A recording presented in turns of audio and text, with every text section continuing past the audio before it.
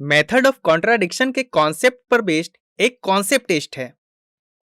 यहाँ एक statement given है, for any real numbers a and b, a square is equal to b square implies that a is equal to b, और हमें counter example method का use करके इसे false prove करना है।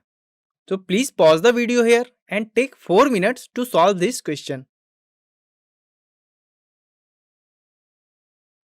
आई होप कि आपने इस क्वेश्चन को सॉल्व कर लिया होगा। तो चलिए इसे डिस्कस करते हैं। हम दिए गए स्टेटमेंट को इफ देन के फॉर्मेट में चेंज कर लेते हैं, जिससे हमें यह मिलता है, if a and b are real numbers such that a square is equal to b square, then a is equal to b।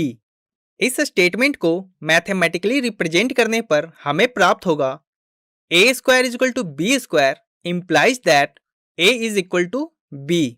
अब हम a square is equal to b square को 9 के इक्वल एज्यूम करते हैं। आप यहाँ पर कोई और परफेक्ट स्क्वायर वैल्यू भी ले सकते हैं। इस इक्वेशन को सॉल्व करने पर यह प्राप्त होगा, जिसे फर्दर सिंप्लीफाई करके इतना भी लिखा जा सकता है, जहां a एंड b की वैल्यू ±3 के इक्वल प्राप्त होती है।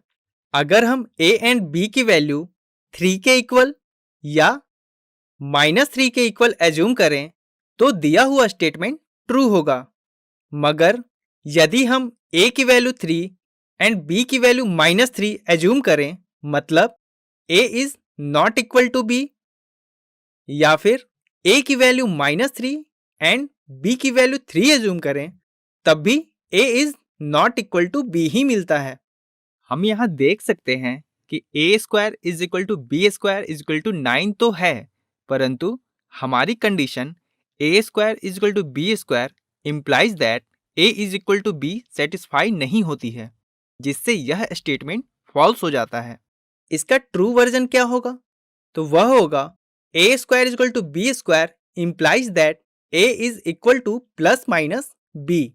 तो इस प्रकार हमने यह प्रूव कर दिया कि दिया हुआ स्टेटमेंट ट्रू नहीं है। आई होप कि आपको यह क्वेश्चन अच्छी तरह से समझ में आ गया होगा।